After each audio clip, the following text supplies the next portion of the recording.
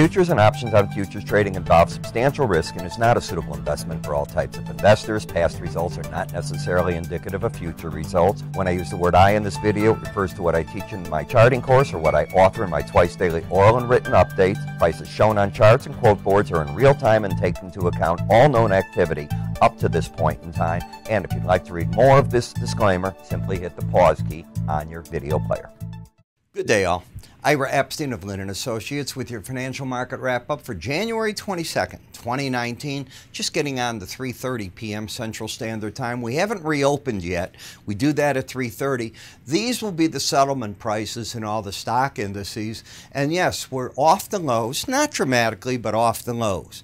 What dropped the markets today was, number one, we came back from a holiday, and even though the electronic markets were partially open on Sunday night into Monday morning, they really reopened last night and through today. Slow Chinese growth, and then hearing late in the morning, early day, that a lower level trade talk between U.S. delegates and Chinese had been called off, and that the U.S. was moving ahead to deport, actually to get from Canada the Huawei executive, while the Chinese are saying that nobody has a right to have arrested her. Well, that added to everything, and the market broke, and now it's been coming back. In fact, we're just reopening, and you can see how the markets will go. It'll trade now for another half hour. Gold and silver, I think they acted well, actually. Copper acting poorly as can be. The dollar didn't go anywhere, nor did the euro. The British pound's getting a little bit of a bid off of the Brexit talks and whatever's going to happen there. As we look at the weekly area chart of closes, you can see how these markets have basically still formed a pattern of lower highs. Now, one of these times you're going to get to it on a weekly basis where you get something more to work with. You're not there, even though you're pointing down. Remember, this is day 2 of the week. Got 3 more before we know where the settlement's going to be. When we come to a daily bar chart, you can see how you've rallied from Christmas. Yeah, I was on today with Liz Clayman, and I said, you know, the Christmas rally began December 25th. Normally, it's way before then when we're all talking about it, but it began then, and I wouldn't be surprised if it ended today as the market now is to consolidate some of these gains. Now, we did that back here. We'll see if this is a more important consolidation. And the reason I'm saying it is I wonder where you're at in the daily charts on the Fibonacci. I'd already done those numbers on the weekly on Fridays, and you could see where we're at. So I think we're in that zone of a stall. The word is zone. I don't think the market's through to the upside yet. We certainly have a pattern of higher lows and higher highs. That hasn't been given up on.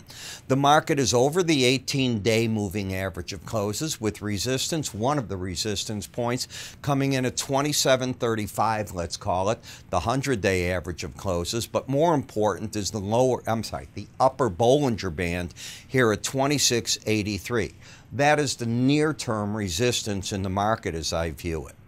If the market takes out last week's lows, I'd be a little bit concerned. I don't want to see that taking place. I want to see the market able to hold right here. And as long as you keep the embedded slow stochastic reading, you know what I am. I'm bullish as can be, thinking the market hasn't yet run its course.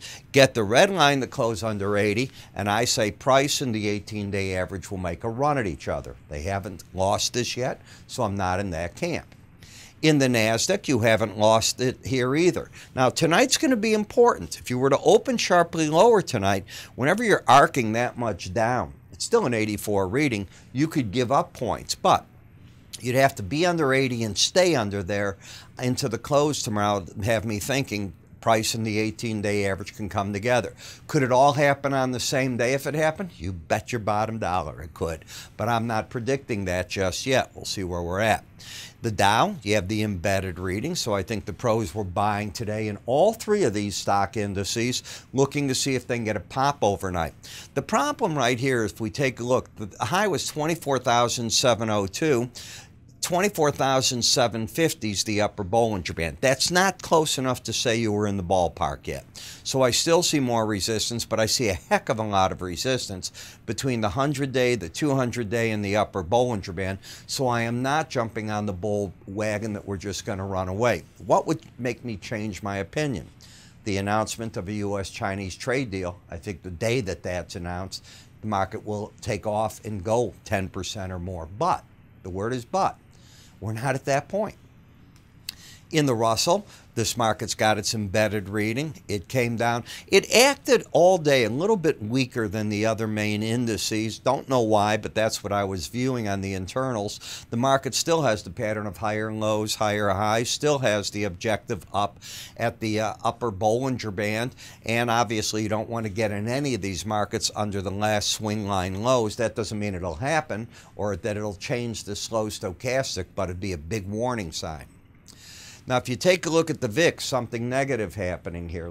It didn't yet cross and get to the pattern where it loses its bearish embedded reading, but when it reopens on Wednesday, it certainly could. And that's a bit of a thing that maybe the market has seen enough to the downside. Does that mean stocks would have to fall? Not necessarily, but it also means they're limited on the upside if that occurs. Notice how the 100-day average of closes has been the battleground, and you're now, with the final run in the market late, you're going to have a lower low and a higher high. I'll take that red arrow and have it pointing up so you can see that. In the bond market, you would think there'd be a bunch of fear today, and there was. As soon as you heard the Chinese growth slowing down, then you heard the lower-level trade talks between delegates from China and the U.S. called off. We don't know where the Senate's at on its vote. So people are, and I'm talking reopening the government, which I don't even know they'll get all the Republican senators, let alone any Democrats, but lower highs, lower lows, maybe a bounce here. What about embedding the slow stochastic? Why not look at that? Both numbers today are under 20. Both numbers were under 20 on Friday. So tomorrow, if you were to get more of a rally in this market, watch out. You can get a move that says we're going back, and what you'd be looking at is while you're rallying a little bit, it's really saying you want to be short, not long. Interesting. 10-year note, just oversold. Completely different than the 30-year, lower highs, lower lows. And on those 30 years, see the housing numbers today? They were a disaster. I haven't seen numbers look that bad in a long time. All over the news, they're saying they're talking to realtors, trying to find out what happened last month. Why were the numbers so terrible? And I'll give you high rates. I'll give you Christmas time, middle of winter, cold weather, and put it all together without housing falling. It's still up nearly 3% for the month in terms of prices. You've just shut off the market. TLT, lower low, higher high. Now, if we take a look, is this going to get an embedded reading? Both numbers were under 20 today, both under 20 on Friday, not the day before. So I would expect more of a rally tomorrow to not embed. In the dollar index, pretty flat market, just going sideways now. What I'm looking at is the market is approached now and reached into overbought territory. Doesn't mean it can't go higher. The trend is up, higher lows, higher highs, but momentum is certainly waning at this point. Support back at the 18-day average down to the 100. Upside could still reach into the upper Bollinger Band, but I just question if this market isn't getting a bit tired, as I think the euro's getting tired on the downside. It's oversold. It's been in a downtrend. Will it be able to reach to a lower Bollinger Band or snap back through a previous high? It has no chance at this point of embedding, which tells me it's just caught in between these Bollinger Bands temporarily. In the British pound, you have the embedded reading. Embedded means that both numbers that make up the slow stochastic are going to close over 80 several days in a row. You certainly have it today. You had it on Friday. You had it on Thursday. And you had it on Wednesday. And you had it the day before. So you've been just doing this. All began on January 12th, January 14th. I take that back, over a week ago. And as it started its embedding, it has been reaching up, and you can see that. And now the battleground is the 100-day average in the upper Bollinger Band. Hard to trade. I don't know what you're going to wake up to any morning on Brexit. So I know as a pro, I told my traders, the people that are my subscribers, back away from that. It's a deal you can't possibly do right. In the Japanese yen, lower highs, lower lows, bearish. However, Oversold, running out of downside momentum, resistance back at the 18-day average of closes. Bitcoin still very much in the bear camp. Take out a previous high and maybe you get to the 18-day average. It is staying oversold, refusing to embed, and just continuing the sideways action. This can prove to either be an area that the market starts another wave down if it starts pushing out the lower band. If it rallies, I say on the first rally up, it would probably see good resistance at the upper Bollinger Band number. In the WTI versus Brent, finally a bit of a pullback. It was getting ahead of itself. You can see that you have an outside day down in the Brent. And by the way, if we look at the slow stochastics, both numbers today over 80. Over 80 on Friday, over 80 on Thursday, over 80 on Wednesday. So as far as I'm concerned, even though you have an outside day down, I think the break in the market will likely be bought as long as the red line that makes up the slow stochastic, it's called the K line, stays over 80 on a close. I feel the same way in WTI. And admittedly, the markets have run into headwinds, no question. All you got to do is read on Sunday about the Chinese growth, and you saw the lowest growth since 1990. Gee, do they need as much oil as they had before? I don't know. In the Reebok, what about the number here? Well, right now, I don't know the close.